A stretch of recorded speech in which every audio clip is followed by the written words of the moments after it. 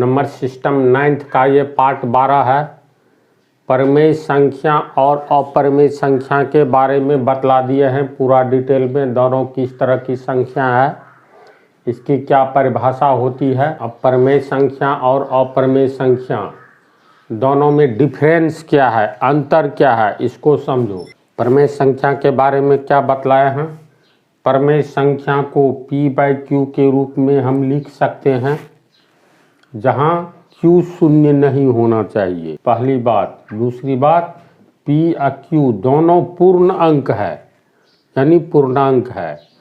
पूर्णांक है का अर्थ हो गया गिनती की संख्या। पूर्णांक होता है, शून्य भी पूर्णांक होता है, चाहे धनात्मक पूर्णांक हो या ऋणात्मक पूर्णांक हो।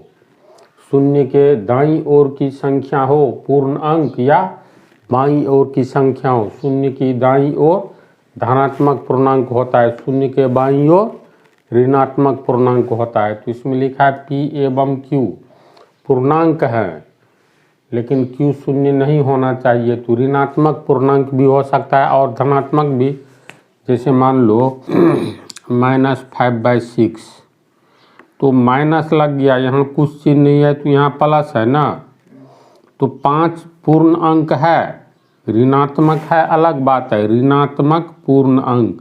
माइनस चिन्ह लग जाए तो ऋणात्मक, अब प्लस लगे तो धनात्मक। लेकिन शून्य से आगे गिनती की संख्या शुरू होती है तो ये सब पूर्ण अंक कहलाता है। और शून्य के पहले पूर्णांक है, गिनती की संख्या नहीं है लेकिन ऋणात्मक पूर्णांक है। जैसे मतलब -5 भी परमेय संख्या होगा ना, फिर कंफ्यूज क्या कर रहा है। माइनस में कहाँ बताए। देखो शून्य के आगे सब प्लस में है ना, और शून्य के पहले सब माइनस, ऋणात्मक पूर्णांक होता है। सिर्फ पूर्ण अंक है ना, पूर्णांक तो धनात्मक भी होता है ऋणात्मक भी होता है।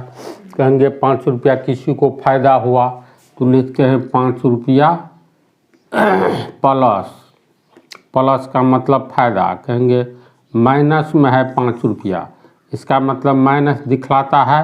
ये 5 तो पूरी अंक है लेकिन घाटा। तो पूर्णांक में धनात्मक पूर्णांक और ऋणात्मक पूर्णांक होता है। कोई कन्फ्यूजन नहीं ना है, नहीं तो पूछो। परमेय संख्या को हम p/q के रूप में लिख सकते हैं जहां q 0 नहीं होना चाहिए और p एवं q पूर्ण अंक होना चाहिए, चाहे धनात्मक पूर्णांक हो या ऋणात्मक। अपरमेय संख्या को p/q के रूप में लिखा ही नहीं जा सकता है। क्यों?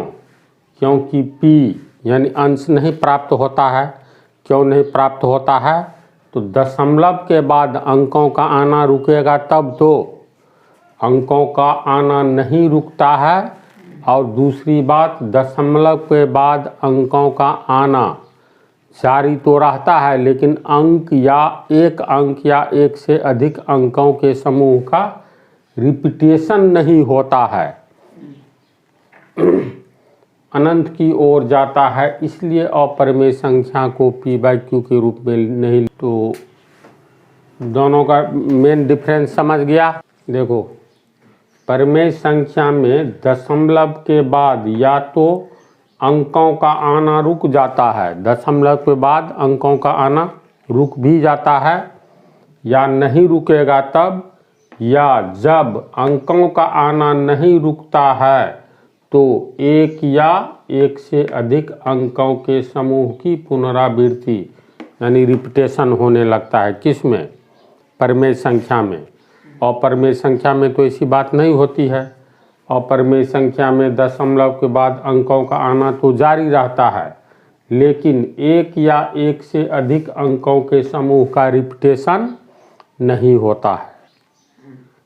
समझ गया? तो ये तुमको परमेय संख्या और अपरमेय संख्या की परिभाषा, दोनों में डिफरेंस जो भी बतला दिए, 3 पार्ट में लगभग हुआ है। अच्छी तरह कंसेप्ट बन गया, कहीं कोई पूछना नहीं है।